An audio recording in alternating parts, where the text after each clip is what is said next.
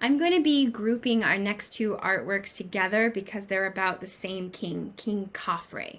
We're going to look at the Great Sphinx, and it's based, or it is located at the front of the causeway that leads up to the pyramid of Khafre, and they are related. The Sphinx is the guardian to the pyramid of Khafre. Khafre, if you remember, Khafre is the son of Khufu, and his pyramid is located in the middle of the three major or great pyramids. It is also a little bit smaller than Khufu's, but one of the great things about it is that it still retains the outer shell or veneer of the polished limestone. Now, I didn't say it in my last video because I got all excited, but that polished white limestone veneer that would have covered each of these pyramids has been removed for the most part, and all we're looking at is the inner core of limestone. The reason for this, again, once these figures are no longer seen as gods, then you take away or disassemble their sacred sites to exert power over them. The pyramids were a very convenient source of stonework. If you want some stone, rather than going and finding more and taking it out of the earth and carting it along, why don't you just use those old pyramids? We don't like that stuff anymore. So the pyramids became these large rock quarries. That's where most of the surrounding mastabas and smaller pyramids went. They became the rest of Egypt. So at the very top of Khafre's, we still see that outer shell of polished white limestone. Now back here. We are looking at the Great Sphinx, and it is placed at the front of the causeway, the processional way up to the Pyramid of Khafre. It was seen as a guardian, a half lion, half man, a composite creature. A composite creature? Wait, like what, Miss Cortez? What was that great guardian that we saw 2,000 years after this? The Assyrians' Lamassu? Yes, the Lamassu comes 2,000 years later. So first comes the Sphinx, and he is the body of a lion and the head of a man. It has the same concept of a guardian. It has the strength and speed and ferocity of a lion with the intellect of a man. And not just any man. Specifically, it's an image of Khafre. He wears the ceremonial beard and headdress of an ancient Egyptian king. What remains is, well, the inner shell.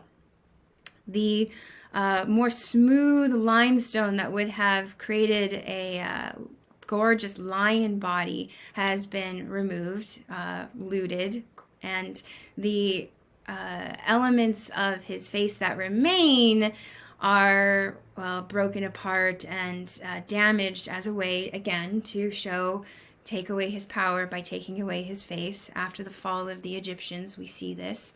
Originally, there would have been an outcrop here of the cobra and the vulture, which would have been a protective emblem of the pharaohs. He wears a specific type of crown that we'll look at a little bit better, or we can look at because it's a little bit better preserved in our next artwork. The nose, though, the nose. I will tell you that the nose did survive up into the 1700s. I have this face because I'm extremely disappointed in Napoleon Bonaparte and the French soldiers, because when they came to Egypt to control the land and they found the Rosetta Stone, great job, good, they also used Sphinx nose for target practice. So it fell off because of the French soldiers in Egypt in the 1700s. Not cool. Now, I want you to use your imagination to finish this into a beautiful solid block of a lion's body with the complete head of Khafre, and imagine it sitting at the front. So here is our river, and then here is our entrance temple and the causeway leading to the funerary temple of Khafre. And there's Khafre, half man, half lion, watching, guarding his temple, guarding his people, guarding the dynasty itself. Remember, the concept of grave robbers, it's rampant at this time, and many of the priests simply do patrols over these necropolises, these cities of the dead, to maintain protection over the sacred bodies within them. The statue, the Great Sphinx, is another guardian, another physical manifestation that he is forever watching and protecting his burial site, his tomb. Inside of the pyramid would have been his body and all of his treasures. Unfortunately, all of that has been looted. All of that has been removed. What we have found, though, at a dump site a little ways away from the Great Sphinx, what we think happened is that during one of these ancient times lootings, the grave robbers took all of this stuff and they dumped this one piece, our next artwork, because it was too heavy. It's this one right here. This is your next artwork. This is Khafre enthroned. It is a massive portrait of the king. It stands at 5 feet 6 inches, and it's carved of a really hard, heavy stone called diorite. And it is a portrait of Khafre. It most likely would have been placed within the tomb itself, within the pyramid. And we're going to look at some of the details of this to have a better understanding of the religious elements of Egypt, in Egypt. Sorry, my video froze, so I have to pick up where I left off. Here we are looking at the hieroglyphs that are commonly used in the funerary rites of Egyptians. The Ankh is the symbol of the life force. And the Egyptians believed that your life force was divided into 2 elements, the Ba and the Ka.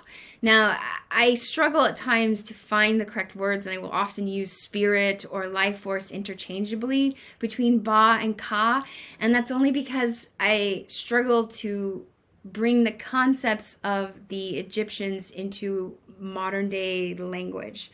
So if I've used these incorrectly or interchangeably in other videos, I apologize. The Ba is seen as the character or the personality, and it can travel between the worlds of the living and the dead, and it hovers over the body. And then there's the Ka, and the Ka is stored in the heart. And the Ka, think of the Ka like a life force or spirit that needs food and clothing and perfume and furniture and all of the elements within the tombs are there to serve the needs of the Ba, which needs food, and the Ka, which needs that entertainment and clothing and elements like that. So those are 2 pieces of a person, and therefore require so much in the funerary rites and in the tombs themselves to feed the Ba and the Ka. I mention this because we see in Khafre the Ba, his character, his personality, that hovering being that perches behind the body, is represented here in his brother, the falcon god Horus. Remember, the Egyptians believed their kings to be gods here on earth, and sitting behind Khafre is his brother, and his wings have been outstretched and they nestle on either side of his shoulders. The statue of Khafre is gorgeous. I wish I had more details. I don't know why I didn't put them in here. But let's just get a little bit closer. So we see him wearing a typical outfit or costume or dress of the pharaoh. He wears a fine pleated linen skirt and he is bare chested. He most likely would have been holding some kind of ornamental mace or stick or crook. He wears the traditional, one of the many traditional crowns of the ancient kings. The ancient Egyptian kings, they had crowns for every occasion. And what he's wearing right now is called a nemes, Nemes. And it is a piece of fabric that will have these horizontal bands of color. And it's attached like a headband around the back of your neck, right? Like right here. So you attach it, and then it drapes down and cuts over your shoulders. So the stripes that you're seeing are the stripes of that fabric, and then behind his ears. And then it would kind of be cut down and angled over his shoulders. He wears also a ceremonial beard. Ceremonial beard? What? This beard is a fake beard, and it's most likely carved as some kind of very expensive ebony wood and then inlaid with all of these jewels or gems. And then it would be glued to his chin for specific special occasions. We're not exactly sure how or when the ceremonial beard came into play, but it is definitely a part of ancient Egyptians' routine or regalia for the king. So think of it, like Halloween, you glue prosthetics on. It's the same kind of idea. So you just stick that under his chin, and it would be this really expensive nugget of wood and metal and stonework. So he's got his gorgeous neem, he's got his ceremonial beard, and look at that chest. It is sculpted, obviously, of stone, but he's also like buff. So what kind of a leader is he? Well, he's strong and he's healthy and he's firm. So he's projecting himself and what he is as a leader to you. He is alert, he's young, he's healthy, he's vibrant, and he has the protection and love of Horus, his brother, the god.